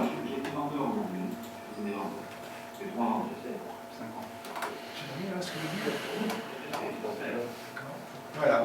Vous avez ici le niveau du ask et du bid. Donc quand on est en préouverture, c'est intéressant parce qu'on suit le ask et le bid et on suit le cours de préouverture et on voit un peu comment tout ceci évolue pour pouvoir prendre la là, tu as la première demande, première offre, c'est ça l'idée? Oui. Okay. Voilà, tout à fait. On a là. Tout à fait. Bon, première demande, première offre. Ça, c'est bien joué. Bon, alors, il y a aussi, autre chose intéressante, on ne l'a pas dans la version Global Trader, mais on l'a dans la version Expert, si je peux montrer Maestro, on a, dans le tableau dynamique, on a une autre page qui est le tableau des volumes. Alors, peut-être, vous pouvez mettre le flux en route, parce que, comme toujours, parce qu'on ne peut pas voir. Voilà, c'est intéressant à revenir. Alors, ça permet de suivre l'avancement des volumes. Ça permet de suivre l'avancement des volumes en cours de journée. Attends, c'est volume de quoi ça? Attends. Je suis en train de venir parce que les calculs ne sont pas faits encore. Par rapport à En fait, il va calculer un volume moyen sur les séances précédentes. Donc, en fait, derrière, il est en train de récupérer les cours de journée précédentes. Tiens, ferme. Donc ça, c'est un nombre de titres? Ferme Maestro et Global. Parce qu'on avait coupé le chute. Là, il jongle entre Maestro et Global, c'est pour ça. Oui, là, on est obligé de c'est pas facile. Après, vous n'avez pas le faire, mais là, on jongle pour montrer les deux plateformes. Non, ça c'est intéressant parce que ça permet de voir, sous forme d'histogramme, l'évolution du volume moyen de la journée et l'évolution du volume de la journée et de voir son avancement en pourcentage par rapport à un volume moyen. Ce volume moyen, c'est un volume moyen qui est calculé sur une période des N derniers jours que vous avez choisi. Donc ça permet de suivre en temps réel les valeurs qui sont en train Faire un volume supérieur à ce que vous faire avez un l'habitude de volume faire. supérieur à un certain pourcentage. Mais non, tu es sur le... Oui, Il est en train de se fermer. c'est en train de se fermer. Voilà. Donc, et sur ces volumes, sur l'avancement des volumes, on peut également mettre des alertes. Vous pouvez dire, tiens, je vais t'alerter si le volume de la journée dépasse maintenant de 200% le volume moyen au cours du dernier mois. Ben, nous, c'est ce qu'on fait par l'intermédiaire de nos screeners. Hein. Les screeners, qu'on Les a screeners fait. font un peu la même chose. Nous, on fait une moyenne. Ils font autre chose. Là, se spécialiser dans les volumes. Ouais, mais les screeners que l'on a, qu'on a fait rentrer, c'est une moyenne des volumes des 5 dernières séances et on compare le volume instantané à ce qu'il est. Ce que la valeur a l'habitude de faire, à ce que la valeur a fait au cours des 5 dernières séances. Donc on compare le volume à l'instant T d'une moyenne de volume. Et donc si la valeur fait un volume supérieur à ce qu'elle a l'habitude de faire, elle ressort de ma liste de valeurs. Comme ça, j'ai pas besoin de surveiller de 1500 ou 2000 actions sur Euronext, je vais en avoir une vingtaine, une trentaine, et puis là au moins je peux les regarder. Puis ça permet de voir également les valeurs, on les classe, et puis on voit en termes d'avancement, effectivement, quelles sont celles qui sont plus influentes que d'autres au niveau des échanges. Quoi. Est-ce que c'est des grosses capilles ou pas, vous Voilà. permet de comparer. Exactement. Bon, donc maintenant je vais passer aux options. Alors, est-ce qu'il y a des questions? Voilà. Maintenant, je passe aux options. La première grosse partie sur voilà, l'interface graphique. Est-ce que vous trouvez que c'est assez intuitif ou pas? Est-ce que ça vous paraît compliqué? Bon, il faut pratiquer un petit peu, évidemment. Il faut se confronter au logiciel, il faut bidouiller un peu. Qu'est-ce que vous en pensez? Non, c'est bien. Il n'y a qu'un seul souci. Moi, je bosse en nomade, donc j'ouvre, je referme l'ordinateur, etc. Et quand je me reconnecte, évidemment, je recharge les cours parce que j'ai un blanc, parce que là, c'est normal. Et rarement, ça a démarré 3-4 fois, la plateforme s'arrête. Je ne sais pas pourquoi, j'ai plus le décompte de temps. Et je suis obligé de tout relancer pour que ça fonctionne. Alors, est-ce que c'est dû à rebrancher, débrancher, débrancher, enfin bon, Là, il faut qu'il t'envoie un rapport d'erreur quand c'est comme ça. On va avoir un rapport d'erreur. Tu vois? Quand vous avez un problème comme ça, vous nous envoyez un rapport d'erreur. Vous allez sur notre site internet, vous allez sur la page support assistance technique, là il y a un formulaire qui s'affiche, c'est simplement votre nom, mettez quelques mots pour dire ce que vous avez observé, et puis vous cliquez sur envoyer. Et nous on va recevoir un rapport d'erreur qu'on va analyser, et puis on va... Dès que vous avez un souci, pour c'est pas ça. la première fois, je me suis fait surprendre, je n'ai pas regardé. Puis là, maintenant, quand je vois pas le décompte en même temps qui s'affiche, et là, je me dis, là, il y a un souci, il faut que je l'avance. Mais ça m'arrive pas souvent non plus, hein, ça est arrivé depuis juillet, ça arrive 4 fois. Il peut y avoir différentes causes. Parfois, malheureusement, on est embêté par des problèmes de virus. Les antivirus, les antivirus viennent bloquer le flux. Il y a certains antivirus que l'on déconseille formellement, parce que ça fiche la malaria dans le fonctionnement du système. Des fois, c'est les gens qui sont en Wi-Fi. La connexion Wi-Fi n'est pas bonne, ou elle se coupe, elle repart. Alors ça bloque, ça coupe le flux. D'accord. Qu'est-ce qu'on a aussi des fois comme problème de connexion? Ça serait plus ça, Daniel. Tous ces deux catégories de problèmes. Disons que le flux, je le laisse sur les brokers, quoi. Je vois les... Voilà. Les flux sur... Le réseau France Télécom, je pense. Ok, donc maintenant je passe aux options. Juste avant, tu as parlé plusieurs fois, Mathieu, de screener. C'est quoi exactement un screener? Screener, c'est des scanners. C'est des scanners de valeur. Donc on peut les mettre. Vas-y, si tu peux montrer un scanner. Alors, choisissez une liste de valeurs. Mettons les valeurs de Rollis ABC. Donc c'est à peu près 650 valeurs. Ok. Et vous dites, dans le screener, vous choisissez une règle de screening. Une règle de screening, c'est ce qui permet de calculer quelque chose. Je dis n'importe quoi, par exemple, la moyenne 1 coupe la moyenne 2. Par exemple, la 5 croise la 21, ce qu'on utilise. Voilà. Donc la 5 croise la 21 à la hausse, aujourd'hui. Donc tu vas avoir toutes les valeurs pour lesquelles la condition est remplie. 5 croise la 21 à la hausse. Et tous les calculs se font en temps réel. Et à chaque fois que vous avez une valeur de la liste que vous avez choisie qui remplit cette condition, pof, elle apparaît dans le screener. Donc au lieu d'avoir 2000 actions à surveiller pour voir est-ce que la 5 croise la 21 en montant, en descendant, bah, tu lances ton screener et tu as la liste de valeurs pour lesquelles les moyennes mobiles se croisent. Alors, le screener permet aussi de faire la même chose pour les volumes, comme je l'ai montré tout à l'heure, dans le tableau dynamique. Et de chercher les valeurs qui, dans le volume cumulé de la journée, dépassent de X% le volume moyen de l'année jour. C'est aussi une autre règle de calcul. Et ça, vous l'ouvrez comment, là, sur Axial? Le screener, ben voilà, c'est le troisième bouton, là. Vous voyez, c'est le bouton là. Ah, d'accord. C'est le bouton, vous ouvrez le screener, vous ouvrez le screener, vous choisissez la liste de vous choisissez donc la liste de valeurs là, mettons, que vous voulez avoir. Hein. C'est la même liste de valeurs qui est présentée que dans le tableau dynamique, soit une liste personnelle, soit une liste d'indices. Okay. Vous choisissez la période de screening, vous faites ça en jour d'année, vous faites ça en 5 minutes, vous faites ça en minutes, il faut dire sous quelle fréquence vous utilisez les cours pour faire les calculs. Okay. Et puis vous dites si vous voulez avoir une notification d'alerte sonore dès qu'il y a une nouvelle valeur qui entre dans votre screener, parce que si vous êtes en train de faire quelque chose, vous n'êtes pas toujours en train de les fixer sur les screeners, et puis vous y allez, et puis ça fait le calcul. Voilà. Et on peut mettre combien de règles? On peut mettre autant de règles? Alors, une règle à la fois. Une règle par screener. Ou alors, si vous voulez mettre plusieurs règles, vous faites une règle complexe qui est le ou logique de ces différentes conditions. Parce que la règle en question, elle peut être simple ou elle peut être complexe. Si par exemple je veux mettre la 521 plus le volume, on peut? Oui, bien sûr. Oui. C'est une règle, mais ça c'est une seule règle qui conditionne. Et comment je les fabrique ces règles? Elles sont déjà préprogrammées? Alors, dans la voilà, édition des règles.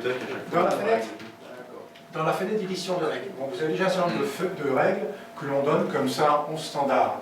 Mais vous pouvez vous créer une nouvelle règle.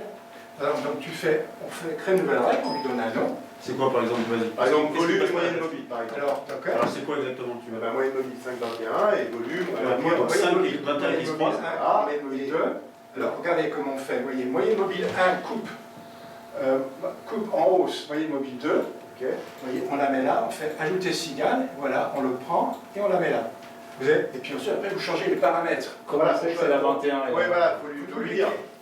Vous cliquez sur. Voilà, d'accord. Ok. Voilà. Et puis les 5 et 21. C'est génial. Voilà. Ok. Bon, et puis maintenant, vous prenez un autre signal que vous pouvez mettre en et ou en ou logique. Voilà, et comment vous mettez là-haut le et ou le ou? Vous le mettez comment là? Clic droit, remplacer en des conditions. Non, clic droit. Oui, du. Remplacer par ou, remplacer par Ah, et. ok, Clic droit, tout simplement. Vous pouvez faire, donc ça, là on est, pour ceux qui ont fait encore quelques souvenirs ou qui ont fait un peu de mathématiques, on est en pure logique booléenne. Donc là, vous pouvez définir une arborescence logique Tout à fait. qui vous permet d'assembler logiquement vos différents signaux que vous allez paramétrer. Donc vous voyez, donc là, on ne fait pas de programmation là, c'est pas très compliqué à faire. C'est du Lego, hein. C'est du Lego. J'ai réussi à en faire, donc c'est que c'est pas très compliqué. Non, parce que nous on en a fait d'ailleurs, pour ceux qui sont avec nous, qui passent par nous on en a fait des screeners, ceux qu'on voit au cours de la formation Action, on les a fait sur Axel, ils y sont. Donc il suffit de le demander, on peut. Vous voyez là, on joue, on s'amuse, on crée l'arborescence logique et puis on crée le signal, on crée la règle, pardon. Et puis après vous la mettez dans votre screener. Mais alors savoir qu'une règle, quand vous la concevez, avant d'utiliser, ce qu'on recommande, c'est de la tester sur un graphique. Parce qu'il faut s'assurer qu'elle a bien été conçue. Donc une règle, et quand je prends une règle, quand je clique sur tester, elle va être testée sur le graphique qui est sélectionné. Et donc vous allez voir le résultat de votre règle appliqué sur l'historique des cours. Donc ça vous permet de valider que votre règle répond bien à ce que vous souhaitez. Une fois que vous êtes certain, vous l'utilisez dans votre screener. On peut vérifier, hein, donc la question de moyenne à 21. Ouais. On va rajouter une moyenne à 5. Alors, moyenne à 5.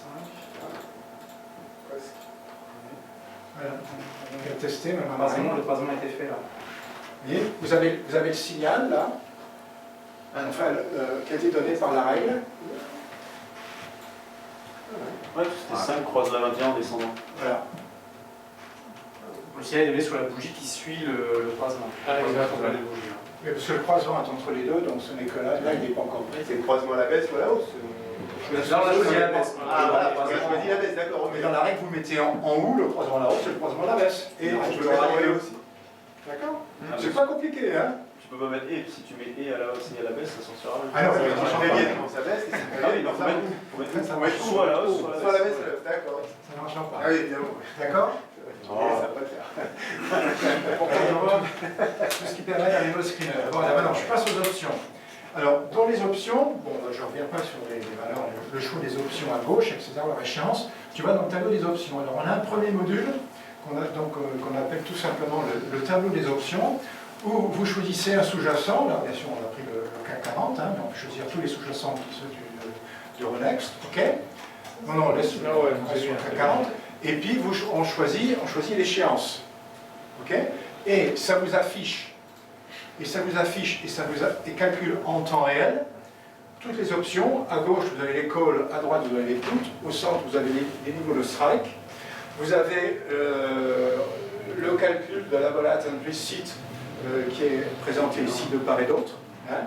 Vous avez le ask et le bid, hein, et la colonne du prix moyen. Le prix moyen, c'est la moyenne, c'est le ask plus bid sur 2. Hein, et c'est le prix moyen qu'on utilise dans le calcul de la volatilité implicite. Hein, parce qu'il y a beaucoup de... quand on n'a pas le dernier cours, donc voilà. Et on peut afficher le taux de compensation également là, mais on peut aussi afficher l'open interest. Hein, dans les tableaux, montre donc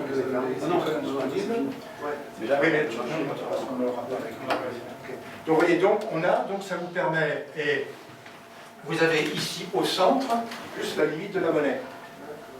On est dans la monnaie, et plus dans la monnaie. Donc notamment, ça vous permet de voir en termes de volatilité où on en est instantanément.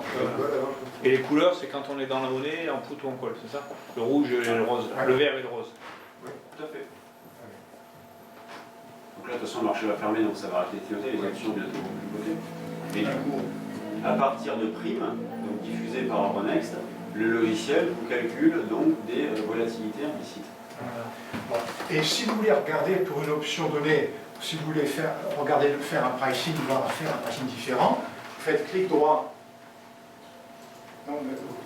Clic droit, pricer. Voilà, donc vous ouvrez le pricer, donc de l'option que vous avez choisie, et au départ, ça s'ouvre avec les valeurs qui a été calculées en temps réel au moment où vous avez ouvert. Et après, c'est figé. C'est-à-dire que là, les cours continuent à évoluer, hein, mais en revanche, là, ça ne bouge plus, parce que vous voulez la pricer. Et dans le pricer, donc, vous pouvez changer le strike, vous pouvez changer la valeur du sous-jacent, vous pouvez modifier la durée à l'échéance, la réduire. D'ailleurs là, quand vous mettez échéance, par exemple là on met 12 jours, il y a 12 jours avant l'échéance. Si vous mettez par exemple échéance janvier, je dis, vous pouvez mettre janvier, vous allez voir, tac, janvier, 40 jours avant l'échéance. Donc vous avez le calcul, bon c'est gadget, mais c'est pas mal des fois. Combien de jours d'ici l'échéance? Ouvrable. Vous travaillez le mois proche. Pas ouvrable. Le week-end, c'est Tout compris, tout compris. Ah bah oui, le week-end, c'est de l'argent. Hein. Pourquoi le vendredi on se dit, oh, je vais peut-être pas acheter l'option à vendredi? Parce que le lundi, si le marché n'a pas bougé, ça va. C'est une discussion qu'on a eue avec Jean-Louis et avec Mathieu pour savoir qu'est-ce qu'on prenait comme calendrier. On a décidé de prendre le calendrier. Alors je ne dis pas, donc c'est Pâques, il y a 4 jours là. Oh là là, coûte cher les week-ends de Pâques. Bon, donc vous voyez, donc on affiche le dernier cours. On affiche le prix moyen, donc la somme du ask et la moyenne du ask et du bid. La volatilité implicite au moment où on a ouvert le pricer. OK? Bon. Et ensuite, on peut choisir un taux d'intérêt, on peut choisir le dividende. Bon. On peut choisir également la méthode de calcul. En général, on reste en blanchiment parce qu'on est sur du binomial. Bon. Maintenant, quand vous voulez pricer, quand vous voulez jouer sur les paramètres, vous pouvez dire, tiens, la volatilité, je veux la changer. Donc, vous cochez la case, ici, voilà, et vous pouvez mettre une autre volatilité. Je mets 20, par exemple. Vous voyez, donc, et le prix change. Le prix change. Bon, vous pouvez... Donc ça permet de simuler en disant, tiens, si le marché va chercher ce prix de sous-jacent, mais que la vol augmente, combien vaudra ma prime? Ma prime, qui à l'instant tout à l'heure c'était 72 je crois, elle vaudra 78. Et ça permet également donc, de se projeter en termes de variation de sous-jacent, mais également en termes de jours. Tiens, mais si on y va par exemple demain, combien ça vaudra? Je vais passer de 12 à 11 jours, si c'est après-demain, et ainsi de suite. Donc ça permet de se projeter en termes de variation de sous-jacent, en termes de jours, en termes de volatilité. Et vous avez le delta à chaque fois qui est mentionné ici. Bon, et oui, donc on ne fait pas le calcul à l'envers comme on l'a dit tout à l'heure. Et ça, c'est une chose qu'on peut imaginer, c'est très compliqué. Oui, alors, sinon, donc, quand vous avez modifié ça, le bouton qui est là, ça permet de revenir à la valeur par défaut au moment où vous avez ouvert le pricer. C'est-à-dire que vous avez changé le strike, vous avez changé la durée à l'échéance, vous cliquez sur le bouton, donc ça vous remet le paramètre initial. Alors pensez bien, lorsque vous voulez pricer une option, là, voilà, on vient de le faire, mais je vais le répéter parce que souvent on me pose la question, pensez bien à figer la volatilité donc en cochant cette case-là. Si vous ne cochez pas ça, bah, par exemple le save pricing ne coche pas et met sous-jacent à 4008, vous allez voir, ça vous mène, sous-jacent 4008, ça va donner un chiffre qui est faux. Vous voyez, ça ne bouge pas, le prix théorique il n'a pas bougé, rien n'a bougé, c'est la volatilité qui a bougé. Et oui, donc il faut penser à figer la volatilité. Je pars du principe que le marché va aller chercher 4008 avec la vol de l'instant T, ou alors je peux la bidouiller si je pense qu'elle va monter ou baisser. Donc une vol, on revient à 0, donc 18,27. 18,27, je fige la volatilité. Et là, maintenant, je mets sous-jacent 4008. Et là, vous allez voir, mon prix théorique va bouger. Voilà, 96. Ma prime vaudra 96 si jamais mon marché va chercher 4008 et que la vol reste inchangée. Mais ça ne calcule pas la volatilité à l'inverse. Ça te la donne la vol. Oui, d'accord. Il t'a déduit la vol. À partir de primes, parce que lui, il connaît les primes, le logiciel, il reçoit des primes. Il va te Il déduire la ne volatilité.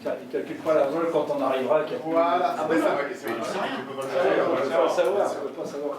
Donc c'est à toi de te dire, tiens, si ça monte, ben, je pense que la vol va un peu baisser. Donc d'une vol, par exemple, de 18,30, on va peut-être passer à 18, tu vois, un peu au doigt mouillé. Voilà, Si par contre, si c'est à la baisse, imaginons qu'on aille chercher 4007, la vol va augmenter. Donc peut-être que de 18,5, je vais mettre 19, 19,5 ou 20. Là, tu vois, c'est un peu au doigt mouillé. Ouais, c'est bon, mais voilà, ça. Bon, donc ce pricer, donc on peut l'ouvrir pour une option que l'on choisit dans le tableau général, ou on peut choisir également dans la liste qui est à gauche. On n'est pas clic droit, toujours pareil, vous faites pricer, c'est la même chose.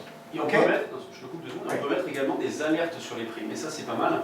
Parce que, imaginons que vous êtes placé sur une option à 20, je dis n'importe quoi, clic droit, alerte en temps réel, hop, je mets ajouter donc 20. Cours atteint 22, par exemple, si je suis placé à 20, j'ai envie d'acheter, mais 22, je suis placé à 20, tac, on s'approche du prix auquel je suis placé, ah, je me prépare. Est-ce que, voilà, je vais être en première demande, peut-être, je vais modifier mon ordre ou pas, ça permet voilà, d'être averti, c'est pas mal. Donc, toujours pareil, avec l'alerte sonore, vous pouvez paramétrer ce que vous voulez, mettre une chanson, ce que vous voulez, vous cliquez là, et après, le mail, je vais recevoir un mail aussi. Voilà, voilà. Ça va, c'est sur ta boîte mail. Et ça t'occupe tes soirées. Qu'est-ce qui se passe? Alors tu mets une chanson en alerte, dès que ça croît, ça va sonner, alors là, la soirée est géniale. Ah oui, tu mets tous les trucs, mais... L'alerte sonore, c'est la même pour que les alertes de cours atteint sur le futur.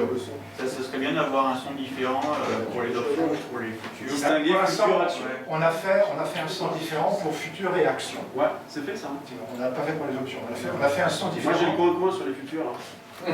Dans la J'ai un petit canard. Voilà, vous voyez, de préférence, vous voyez. C'était pas sérieux, hein. Futur. Ça, on le connaît, hein, chez Le Mathieu. coup de fusil, moi j'aime bien le coup de fusil. Hein Les On connaît chez sons- Mathieu, celui-là. C'est le coup de fusil. Comment on fait pour accéder à cette fenêtre? La fenêtre dans les préférences. D'accord. Depuis le menu préférences. Alors, des sons, vous pouvez en rajouter vous-même dans la bibliothèque. Ouais, bah, Là, c'est des sons qu'on a. Ah, tu peux importer des sons. Mais vous pouvez en ajouter d'autres. Hein. Ok. Bon, on peut s'amuser beaucoup avec ça. Alors, ok, donc maintenant, je passe au niveau des stratégies options. Alors, les stratégies options, on assemble des options par rapport d'un même sous-jacent. À ce niveau-là, c'est pour un même sous-jacent. Et donc, on va prendre une option à gauche, et puis, donc là, oui, j'ai mis un call et input. Vas-y, on va monter vite. Vas-y, efface ça. On va monter une stratégie. Monte une stratégie. Allez, on va vendre le Strangle sur Mars, je dis n'importe quoi, 4006, 5100. Allez. Donc vente de call à 5100. Pas sur Mars. Non, là, ne touche pas. Là, sur Mars. Mars. Voilà. Voilà. Donc call 5100. J'ai mis ça. Voilà. Donc vous cliquez dessus et vous faites glisser, ouais, ça le met directement là. Donc, Alors, on a l'achat. Vendre. Tu veux une vente. Non, on va le vendre. Alors, On va le vendre le Strangle. Voilà, tu cliques dessus. Tac, ok. Ça fait passer en vente. Et là, vous avez la courbe qui se met à jour. Vous avez le. Donc, je vends le call 5100, j'encaisse 60, Je suis emmerdé, si le marché monte. Ok. Et je vais vendre le put, j'ai dit quoi, 4006 On vend le put 4006. 4006, mars. Hop, je fais glisser. Vends, vends-le. Hop, ok. Donc, cette stratégie-là, pourquoi il n'y a pas une strat ça fait pas la somme? Choix, coup de la stratégie. Il n'y a pas c'est la somme des deux. Ouais, normalement C'est fermé. C'est... Ah, non, Ah, parce que il a coupé les feux. déjà, on n'a pas mis le périmètre unitairement que dedans. Ouais, ah oui, peut-être. Ah oui. Et on a ouais, prix entrée, ouais. Normalement, Mais je pense pas que ça varie non plus là, malgré tout. bah, prix entrée, tu mets les prix moyens au-dessus, donc tu mets 60 et 150. par exemple. Combien de... Ouais. Et on va mettre, voilà, les quantités elles sont là, hein, donc vend, quantité. Tu vois, ça va. Voilà, donc là en faisant ça, j'encaisse 210 points. Donc je vends le strangle, j'encaisse 2100 €. Et donc, vous avez les bornes, mon gain maximum, donc les bornes ici. Et à partir de là, je commence à rendre de mon gain et là je pomme. Vous voyez, vous avez tout ça dans ce tableau là. En dessous le zéro. Hein? Oui. C'est le break-even. C'est des non break-even. Là, c'est les points morts de ta strat. Points morts de ta stratégie. Là, tu